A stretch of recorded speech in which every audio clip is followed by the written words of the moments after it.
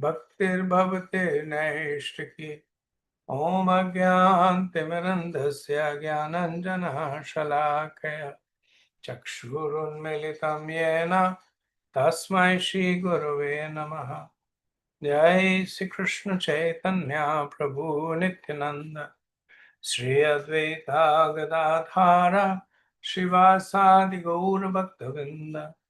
Hare Krishna Krishna Krishna Hare Hare, Hare Rama Rama Rama Hare Hare.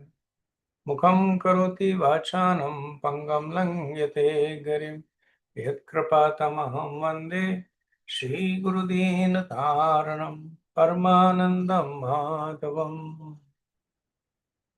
Hare Krishna. Thank you so much for joining. We'll continue our discussion from the 6th canto, 10th chapter, from verse 12. And this verse is in the coming after the conversation between the Dadichi Muni and Devas, in which the Devas were requesting the Dadichi Muni to give them his bones so that they could prepare a weapon to kill Vritrasur. And Dadichi Muni, partially in a mood of teasing, humor, and partially also to hear the principles of dharma from the Devas, he has a light conversation in which he says, why should I give up my body? Everything is dear to the body. And the Devas respond by talking about the importance of keeping the bigger picture in mind, the importance of detachment. And the Dadichi Muni, he quickly agrees. And he says, okay. So this verse is following the conclusion of that conversation. Verse 12. Yatakshasu manobuddhe tatpatriktvastabandhana asthita paramam yogam na deham bubude gatam. Dadachi Muni controlled his senses, life force, mind and intelligence and became absorbed in trance. Thus he cut all his material bones. He could not perceive how his material body became separated from his self. So Srila Prabhupada notes that this is the process of giving up one's life as explained by Gita and Bhagavad Gita, by Krishna and Bhagavad Gita. Antkale chamameva smarana mukta kalevaram ya prayati samadbhavam yati nasti atra samsaya. That whoever at the time of death quits his body remembering me alone, at once attains my nature. Right? So Dadachi Muni is what you would call a devotee yogi. So he's following the process of Astang, but his focus is on Krishna. Right? So Prabhupada said this yoga, Bhakti yoga, is the highest system in yoga system, right? So in the Astang yoga, the culmination of the practice of Astang yoga is yogi nam api sarvesham madgatenantaran atmana shraddha mam bhajate yoma yame yukta tamo mataha. And Krishna says that the yogi who abides in me at all times is the highest. So that is the position of Dadachi. Verses 13 and 14. Athendra vajram udyamya nirvitam vishvakarmana mune shaktibhir utsikto bhagavat tejasanavitaha vrato deva gunai sarve gajendro parya sobhata stuyamano muni ganes trailokyam harshayanneva. Therefore, thereafter, King Indra very firmly took up the thunderbolt manufactured by Vishwakarma from the bones of Dadachi. Charged with the exalted power of Dadichi Muni and enlightened by the power of the Supreme Personality of Godhead, Indra rode on the back of his carrier, Airavat, surrounded by all the demigods, while all the great sages offered him praise. Thus, he shone very beautifully, pleasing the three worlds as he rode off to kill Vritrasur. And so this is the last section of this chapter, which talks about the battle between the devas and the demons. Right? So the thunderbolt has the power of the holy name and the Vaishnavas. Right? So uh, uh, the thunderbolt was made from the bones of the Dachi Muni, which were imbued by the Narayan Kavach. So the Narayan Kavach essentially is calling on to the various incarnations of the Lord for protection. And then what else is there in the bones of the Dachi? The Bhakti of the Dachi. Okay.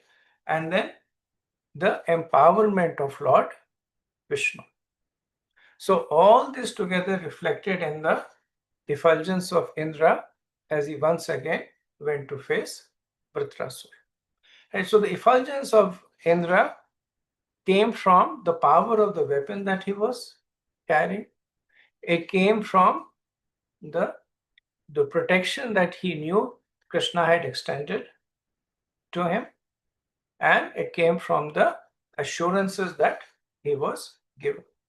So the same Indra that was looking morose and fled in fear of Vritrasur, the situation has not changed factually. It's not that Indra has now got additional devas to help him, or it's not that Vritrasur has become weaker. Externally, the situation is still the same, but what has changed is that he now has the thunderbolt weapon, the Vajram, and the Vajram has Vaishnav Shakti in it, and it has the benedictions of Lord Vishnu. So that has changed, and that is reflecting in the effulgence of Indra. Verse 15. Vritram abhayadravakshatram asuranekayutapihi paryastham ojasa rajan krudorudra ivantakam. My dear King Parikshit, as Rudra, being very angry at Antak, Yamraj, had formally run towards Antak to kill him, Indra angrily and with great force attacked Vritrasur, who was surrounded by the leaders of the demoniac armies. So Yamraj in this is mentioned as Antak. So Antak means that because he brings an end, Ant, to the life of the conditioned soul. This pastime is a very famous pastime of Lord Shiva rushing to kill Yamraj, and it appears in the Shiv Puran. So a little bit description of the pastime, because it is also purifying to hear that Markandeya Rishi was born from a sage by the name of Mrikandu, who was childless. So after many austerities, he was given this benediction of a son. But it was also foretold that the son would die at the age of 16. So Mrikandu, being aware of the short life of his son, from the very beginning of his life, he trained the son in devotional practices. And specifically, he trained the son in the worship of Lord Shiva by the chanting of the Mahamrityunjay mantra. As the Mahamrityunjay mantra appears in the Rig Veda, and it is used for worshipping Lord Shiva. So Mrityunjaya, so Mrityu means die and Jaya means victory. So Mrityunjaya is victory over death. Mahamrityunjaya is the great victory over death.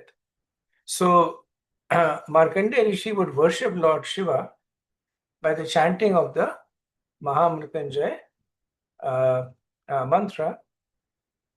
When it came that he would be turning to 16, his parents did not want to witness his death. So they left their ashram and they instructed the son that you continue to worship Lord Shiva. After that, whatever happens will be destiny. So at the time of death, Yamraj understanding the exalted position of Markandeya, he personally comes, because generally he sends the Yamadutas. But for special exalted personality, he personally comes to take the soul. Right? So when Yamaraj arrived, he saw that Markandeya was absorbed in the worship of Lord Shiva. So with this pash, the pash is like a rope by which he pulls out the subtle body from the gross body. He tied the subtle body of Markandeya Rishi and began to pull it out of his gross body. So when that was happening, then Lord Shiva, in great anger, he rushed to Yamraj to kill him. He actually kicks Yamraj and picks up his trident to kill him. And then Yamraj, he begged forgiveness and said, okay, I have nothing to do with Markandeya Rishi. And he went back to Yamlok. And then Markandeya, he was composed in his devotion to Lord Shiva. So Lord Shiva, out of intense affection for Markandeya, he gives him many benedictions, right? 6 primary benedictions. So he says that you will become a Chiranjivita. Chiranjivita is that in the Bhagavatam also, 12th canto, chapter 8, which is devoted to Markandeya Rishi, it is reported that he lived for more than a day of Brahma, for more than a kalpa. And then Lord Shiva said that you will not age beyond your current age of 60. So Markandeya Rishi is always a young sage of 16 years. Then he benedicted him with supreme devotion to Krishna. So this is one of the cases where when a sincere person worships the devas take them to Krishna. So Lord Shiva was so affectionate, just like for the Prachetas. He was so affectionate by this sincerity, he gave them the stotra to worship Lord Narayan.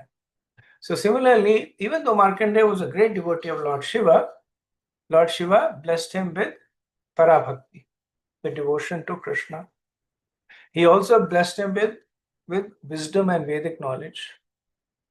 He blessed him with that he would be always protected and he would give protection to devotees.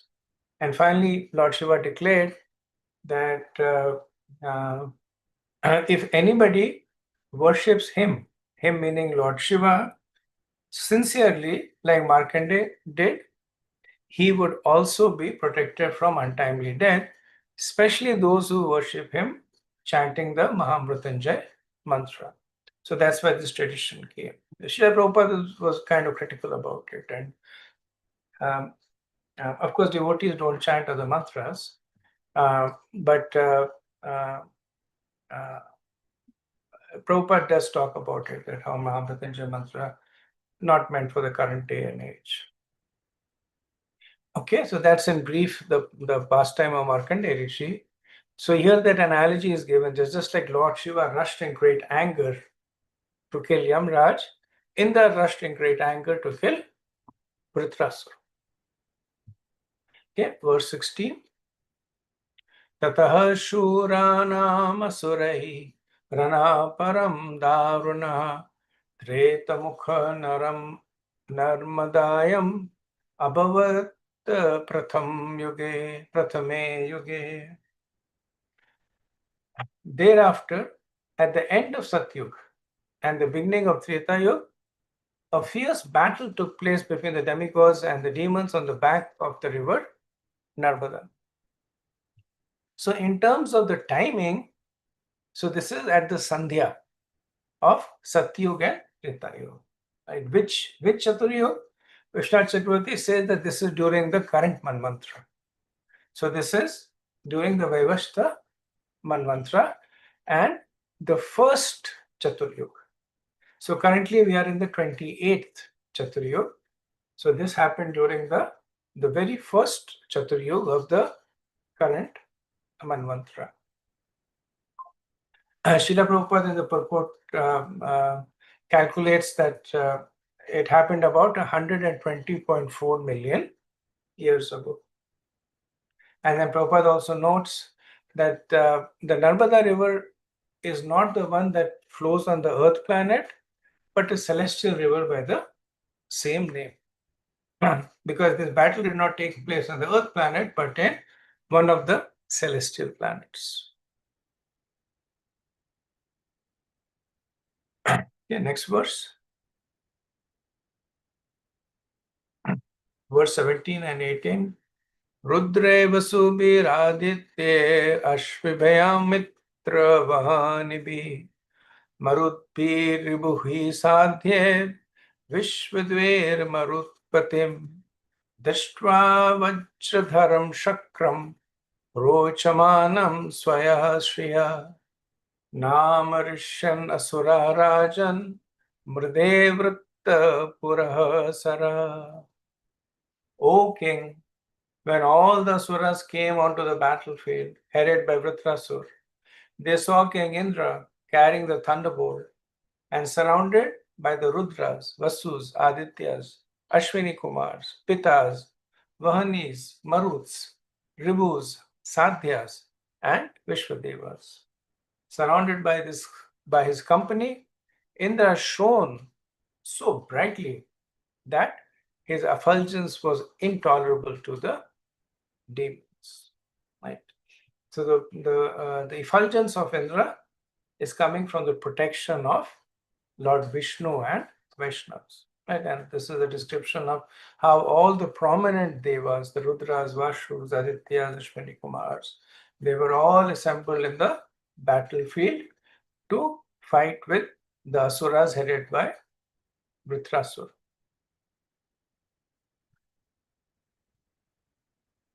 Okay. Next, we have verse 19 to 22. Namuchi Shambaro Narvadvimurdar Shubho Suraha Ayagriva Shankushira Viprachitirayo Mukha Puloma Vrisha Parvacha Prahetirhetirutkalah Daityadanav Rakshamsi Cha Sahasrasha Somali Mali Pramukha Kartaswar Prachittata Pratisidhyendra Senagram Mrityurapi Durasadam Abhyardayan Asambranta Simanadena Durmadaha Gadabi Pragirbane Prashamudkaratomarahe. Many hundreds and thousands of demons, demi-demons, yakshas, rakshasas, man-eaters, and others headed by Sumali and Mali resisted the armies of King Indra, which even death personified cannot easily overcome. Among the demons were Namuchi, Shambar, Anarva, Dvimurda, Rishab, Asur, Hayagriv, Shankoshira, Viprachitti, Ayomaka, Puloma, Vrishtaparva, Praheti, Heti, and Utkal. Roaring tumultuously and fiercely like lions, these invincible demons, all dressed in golden ornaments, gave pain to the demigods with weapons like clubs, bludgeons, arrows, barbed darts, mallets, and lances.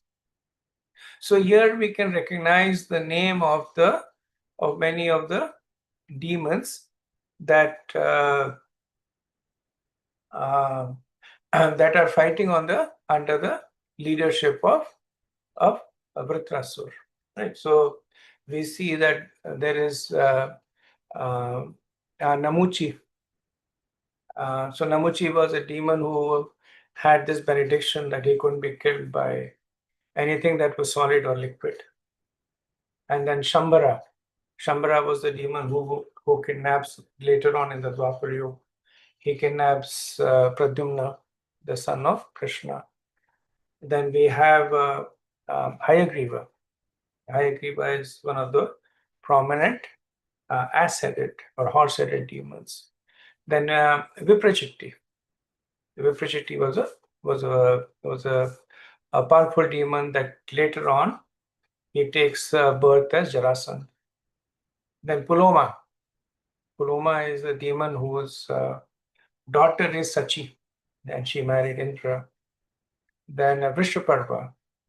So Vishwakarma is comes in the pastime of uh, comes in the pastime of uh, Samishta and Devyani. And so Devyani is the daughter of Brahaspati and Samishta is the daughter of Vishwakarma, right? And they have this quarrel between one another. Then Praheti and Heti. So these are the Rakshasas, Praheti and Heti. Their descendants. So Praheti and Heti are the ancestors of Somali and Mali. Right? Somali and Mali, as we know, are brothers. And Somali's daughter Kaikeshi marries the great sage. Uh, so Somali's daughter is the mother of Ravan. Right? So she marries. She marries what is Ravan's father's name? Um, mm, so Kaikeshi marries no, Vishrava. Vishrava. So Vishrava and Kaikeshi, and Kaikeshi is the daughter of Somali. Right? So Somali, after so many defeats, he says that the only way we can become strong is if we get Brahma Tejas. So he sends his daughter Kaikeshi, and Kaikeshi worships and serves Vishrava, and Vishrava marries, and then because in the union, then Ravan and Kumbhakaran, Vibhishan, and Supnaka, they are born. So so the battlefield is like a who's who, big devas and big famous asuras are there ready to fight with one another. Verse 23, Shulai prasavad he khadgi shatan ki bir bhushund bi sarvato vakiran shastre astrecha vibudha shaban. Armed with lances, tridents, axes, swords, and other weapons, like Shatkinis and Bhushundis, the demons attacked from different directions and scattered all the chiefs of the demigod armies.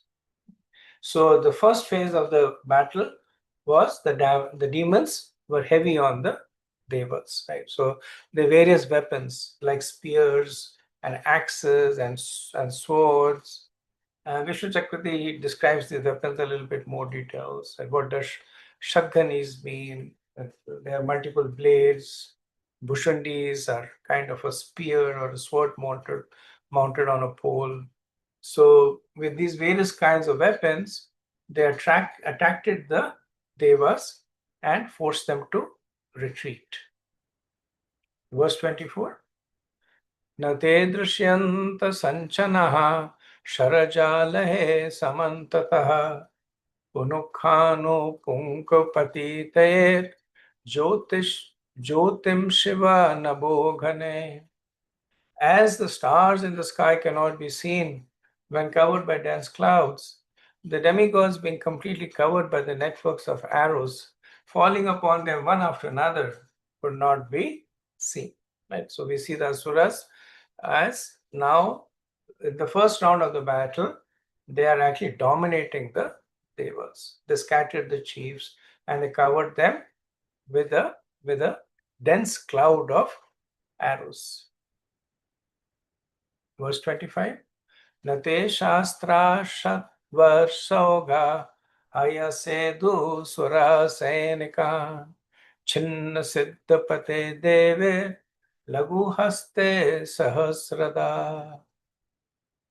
The showers of various weapons and arrows released to kill the soldiers of the demigods did not reach them because the demigods, acting quickly, cut the weapons into thousands of pieces in the sky.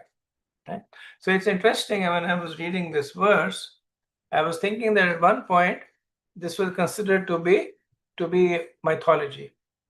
That one arrow is thrown, another arrow cuts it in the air. Now we see it happening in real life. Like we see that how the missiles are shot, and then there are interceptor missiles that come, and they basically annihilate them in the middle of the air, right? So, um, it is said that the difference between the Vedas and science is that the Vedas speak about the final truth, how the situation ultimately is, and the science speaks about the evolving truth. That today this is the truth, relative to this, tomorrow there'll be another truth. Like 50 years ago, if somebody had said that when you throw a weapon and another weapon will intercept it in the air and destroy it, they would have said it's science fiction. Right? But now it's a matter of fact. And then tomorrow, something else might come that is even more fantastic there, right? So, um, um, so so there is a discussion about how can you trust science when its basis is constantly changing. The definition of truth is it should not change. It should not be relative. If I tell you something today and tomorrow I come and tell you something else, then essentially I've negated what I told you yesterday, which means that yesterday's truth is today's lies. And by extrapolation, you can understand that today's truth will be tomorrow's lies. And so, in the discussion in terms of trusting Shabda Praman, this point is made that science can be defeated using the scientific process. So, this is essentially a scientific process which says that the basis, if it changes, it is relative, and essentially it cannot be relied on. Whereas the Vedas, they right from the beginning of time, they have talked about the same thing without any changes. So it's not predicated on time, it's not predicated on who speaks to him. That's why the truth of the Veda is absolute. So the recommendation is that one should not reject science, but one should not accept it as the absolute truth. And so one should accept it as the perception of truth at this current day and date. And actually, scientists that are more mature themselves subscribe to this notion. And Einstein said that science is like going onto the shore of an ocean, and there are millions and millions of stones and boulders and sands. And initially, you look at the big rocks, the big boulders, then you look at the smaller stones, then you look at the sand, then you look at the finer grains of sand. And he said that's how science evolves. Initially, the big basic laws of motion, etc., were given, and now more subtle laws of quantum mechanics, etc., are being given. But then one should understand the big picture. That there is probably something even more subtle that is waiting to be discovered. Okay, verse 26. Atah kshenastra shastrauga girisringa drumopalehe abhyavarshan sura balam chichiddastam cha purvavar. As the weapons and mantras decreased, the demons began showering the mountain peaks, trees, and stones upon the demigod soldiers. But the demigods were so powerful and expert that they nullified all these weapons by breaking them to pieces in the sky as before. Okay? So Vishnu Chakravarti Thakur explains that there are astras and shastras. So the weapons that are more gross, like a sword or a spear, etc. So they're in the category of astras. I think I may confuse the name. And then there are other weapons that are subtle, that are released by the chanting of the Brahmas, like the Brahmastra. Right? So the swords, etc., are shastras, and the astras are the subtle mantras. So in order to release the astras, there is a certain amount of purity and concentration that is needed. And so we see when Arjun was pursuing Ashwathama, then he essentially takes a blade of grass, and then by chanting the mantra, he empowers it to become a Brahmastra, and then he releases it and throws it at Krishna and Arjun.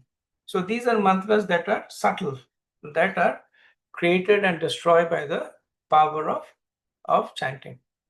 So initially, when the asuras were more in control of themselves, they were releasing astras. Right? It also means that even the asuras are expert in the Vedas. According to some, they're even more expert in the Vedas, but specifically in the materialistic part of the Vedas.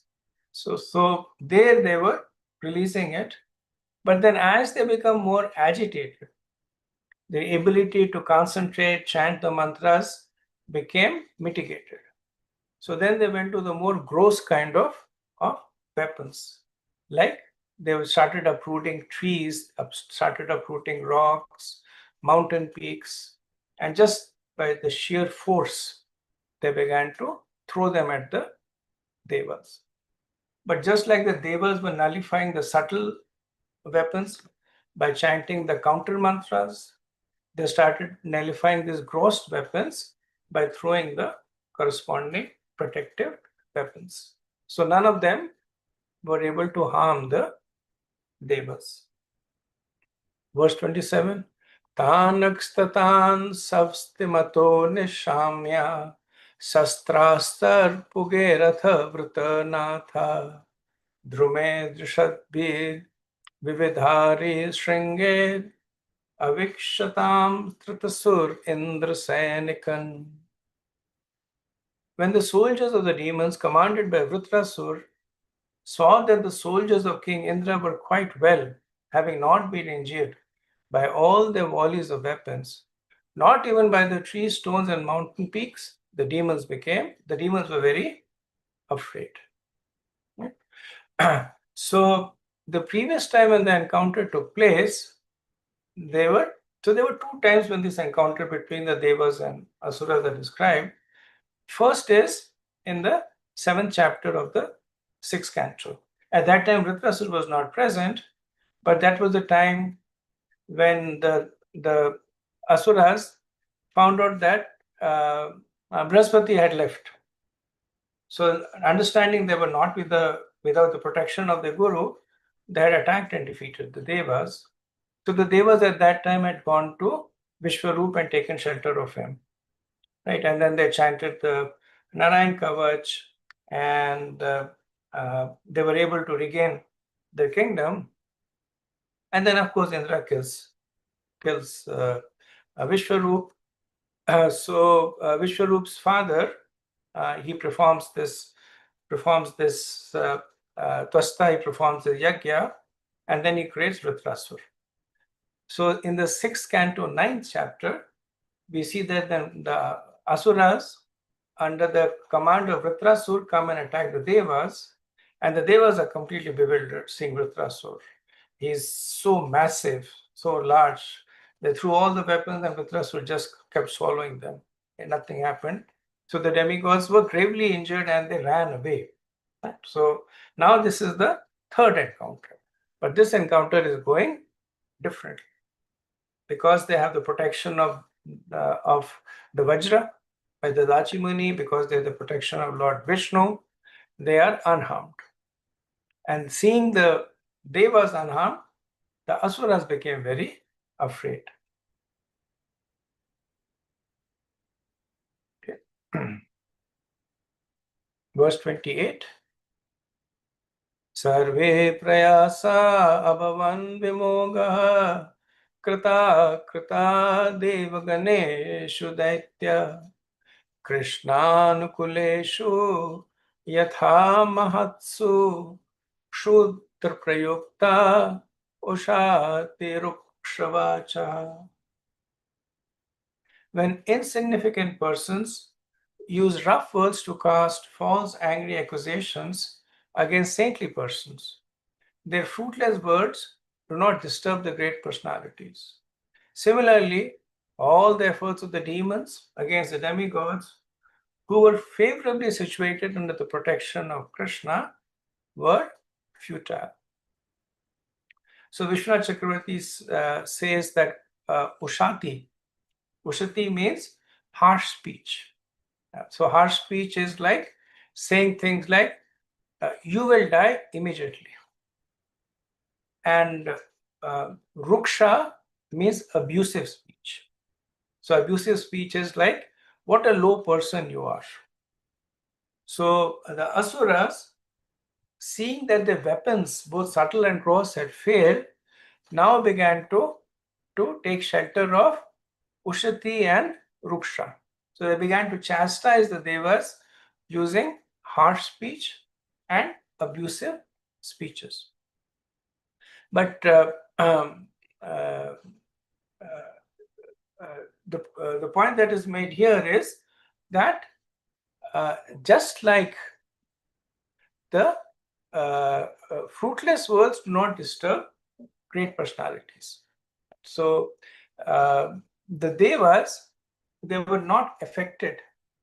Just like they were not affected by the weapons, they were also not affected by the harsh speech of the Devas, which means that they did not become angry, agitated, and they did not respond in kind, saying that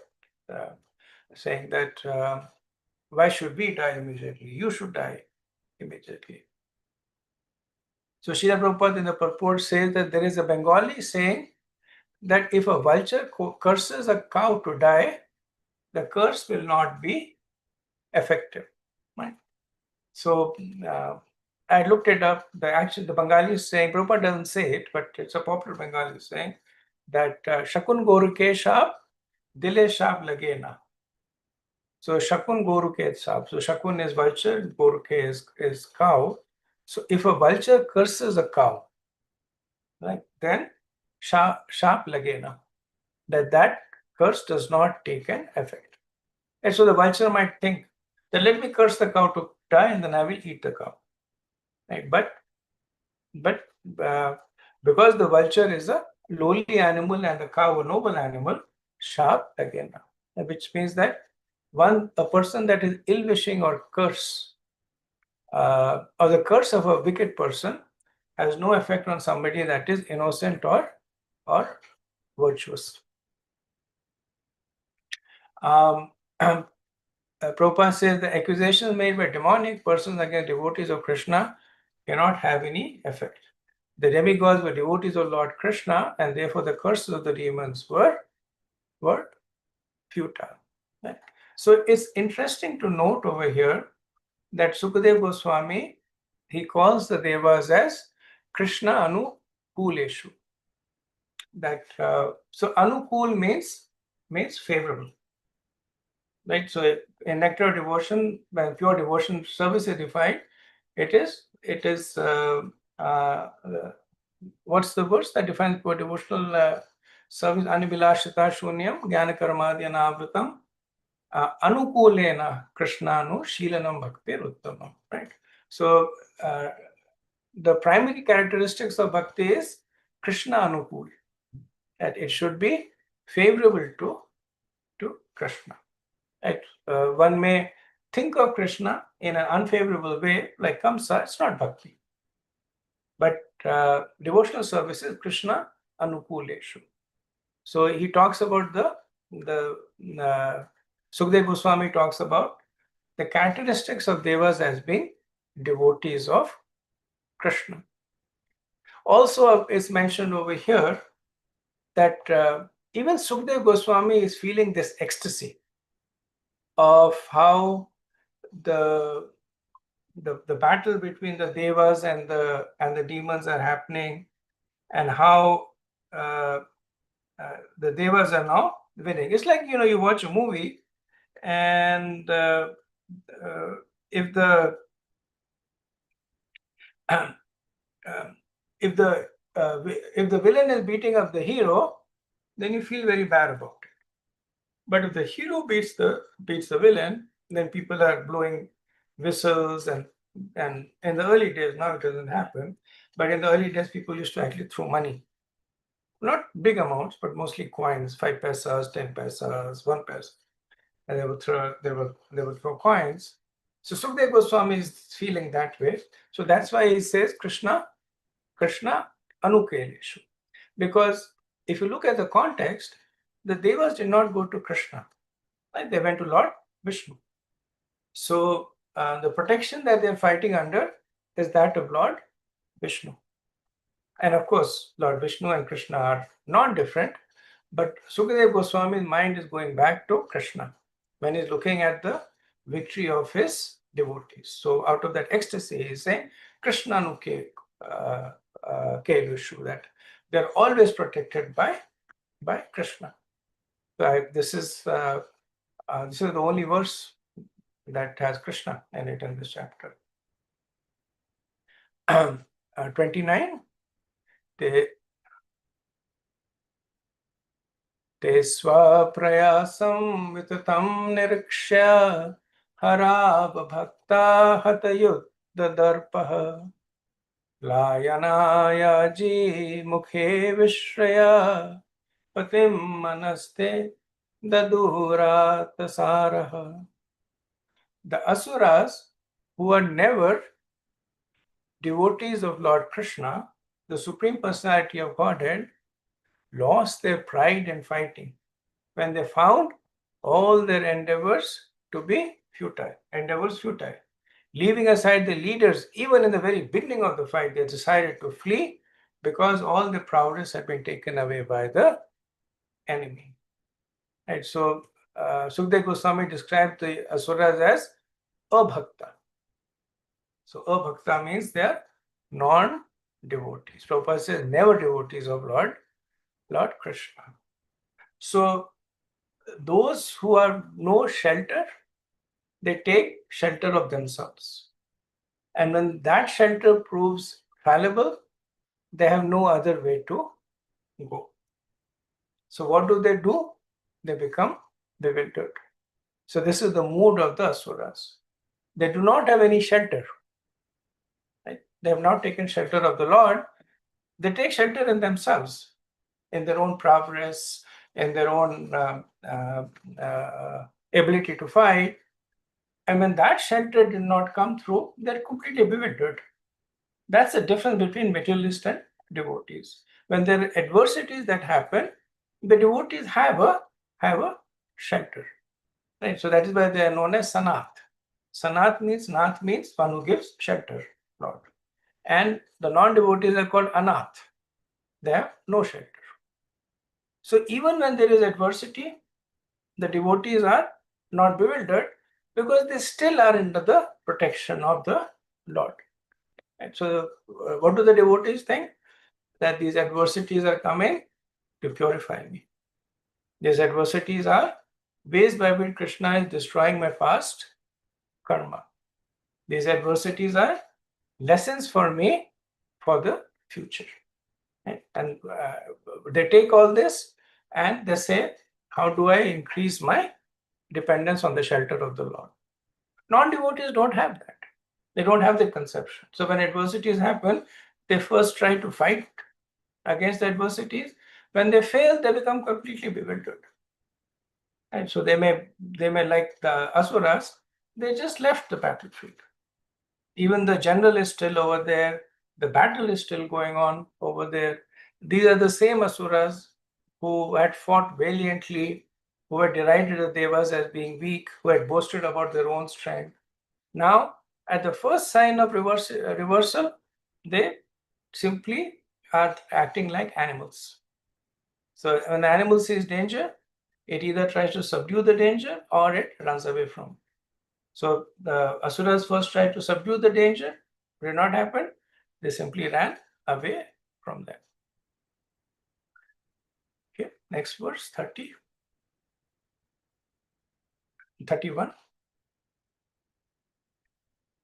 Kalopapannam ruchiram manasvinam jagatavacham purusha praviraha he viprachitte namucha puluman maya narvan chambrame shrunutvam.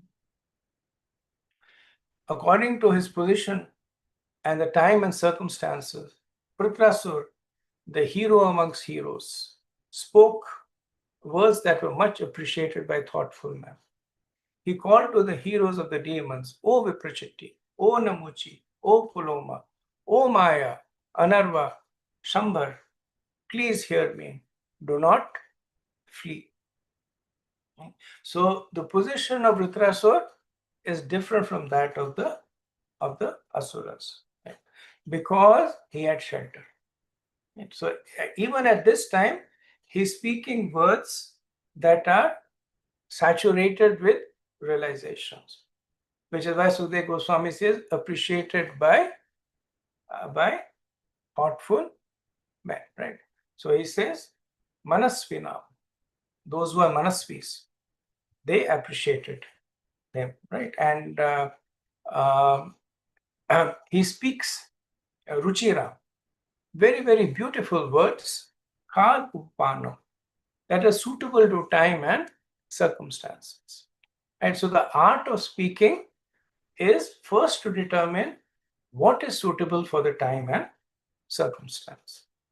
Like the example that is given is that we were discussing it in the last lecture also, that sometimes when there is adversity, then it is not appropriate to preach philosophy at that time. Like when the 9/11 happened, then it was a time for grieving and mourning. There was so much of pain at the time. And at that time, the devotees started saying, some of the devotees started saying that this is just a cycle of karma, or this is the corrective karma of the society that is coming to punish them because of prevalent meat eating and cow killing. Or this is just material activities. We have nothing to do with them. Right? Now, philosophically, whatever they were saying was accurate. But Kal Upapannam, it was not suitable to the time and circumstance. If one is suffering, then one should speak. The real compassion is speak words that address the suffering. So when Vritrasur sees his fellow asuras running, then he speaks words that are appropriate for that particular circumstance, right? So a leader really inspires by his own qualities.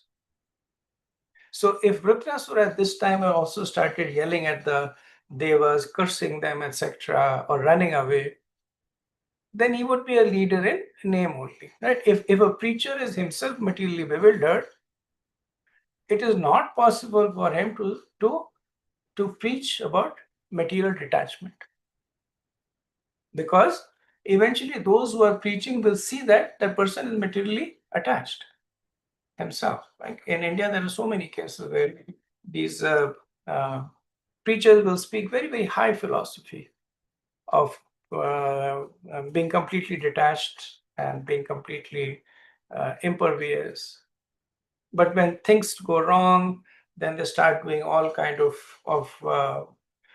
intrigue. In some cases, they will also kill people.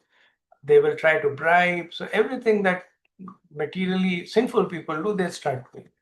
And then the followers say, "What's the difference between you and me?" So Viprasur calls out to the prominent general, right? He calls out to Viprachitti. As I mentioned, Viprachitti later on took birth as Jarasandha. He's a Daitya. He's the son of Kashyap and Diti, and essentially a brother of Indra. Then the other names that he calls off are all Danavs. They're born from Kashyap and Danu.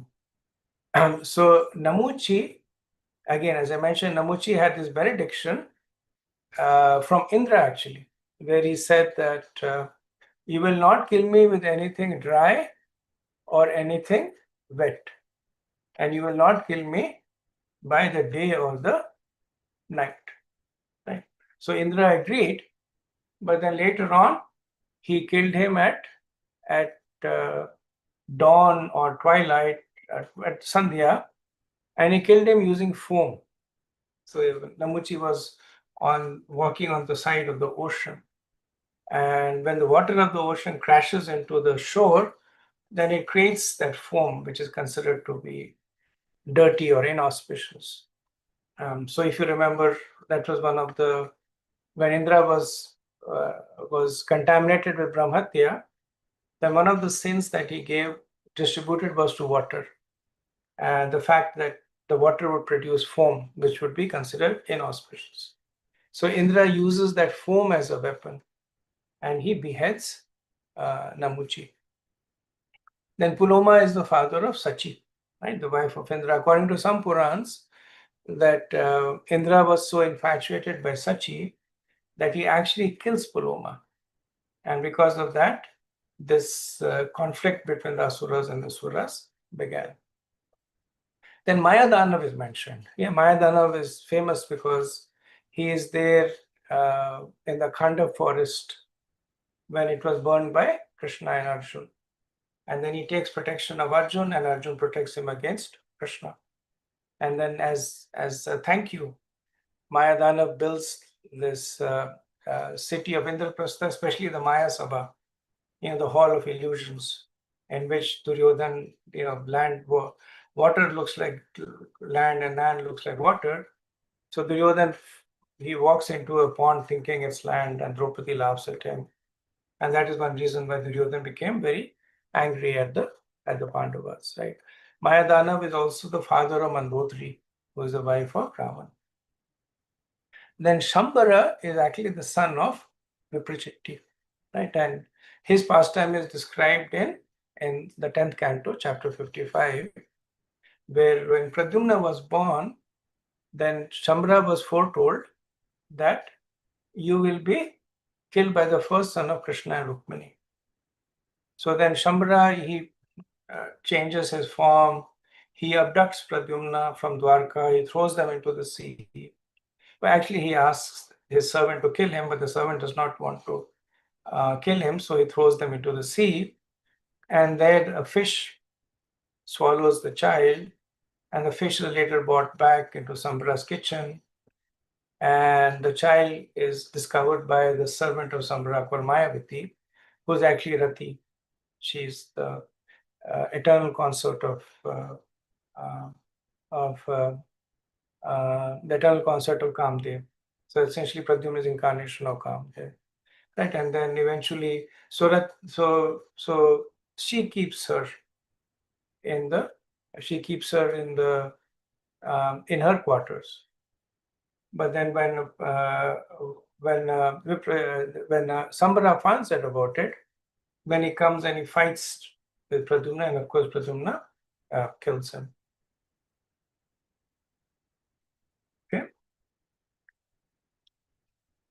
Okay, so we have two more verses. We'll finish the chapter with that. Verse 30. Vritosuram stam anugan manasvi pradhavata prekshya bhavaseta palayatam prekshya balam cha bhaganam bhayena tivrena vihasya vira. Seeing his army broken and all the suras, even those known as great heroes, fleeing the battlefield out of intense fear, Vritrasura, who was truly a great-minded hero, smiled and spoke the following words. So in two consecutive verses, we see Sukdev Goswami addressing Vritrasura as the great hero, right? Because he is glorifying the devotee hidden in Vritrasura. Verse 32. Jatasya mrityu dhruveva sarvata Pratikriya yasya na cheha kalpata lokayasya chata tato yadi hayamum konamrityum na vrinata yuktam. Vritasur said, all living entities who have taken birth in this material world must die. Surely no one in this world has found any means to be saved from death. Even Providence has not provided a means to escape it. Under the circumstances, death is being inevitable. If one can get promotion to the higher planetary systems and be always celebrated here by dying a suitable death, what man will not accept such a glorious death? So, Vritasur is clearly, he is summarizing the third chapter of the Bhagavad Gita. Second chapter, right?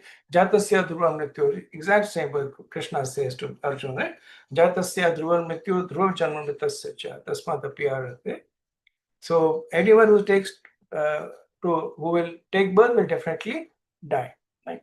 And then Krishna tells Arjuna that happy are the Kshatriyas for whom the opportunities for battle come unsought, for they open the doors for the heavenly planets. So Vritasura is speaking exactly the same words over here. Verse 33. Dvau samata vyamrityudurapau yad brahma sandharanaya jitasuhu kalevaram yogarato vijayada yad agraner vira saya nivrataha.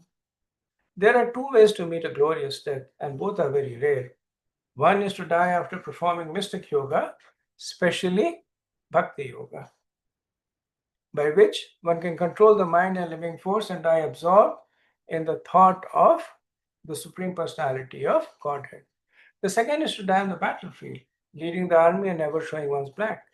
These two kinds of death are recommended in the Shastras as glorious. Right? So here, again, essentially, Vritrasur is speaking the Bhagavad Gita. Right? So he says, Brahma Sandharanaya. That is one way of dying, focusing on Brahma. So Brahma is Brahman. Proper translate is contextually into the personality of Godhead. And the second is in the battlefield. Right? And both of them are very, very glorious. So this brings us to the end of the chapter, and a little bit over time, but if we have any questions or discussions, we can take a few minutes for that.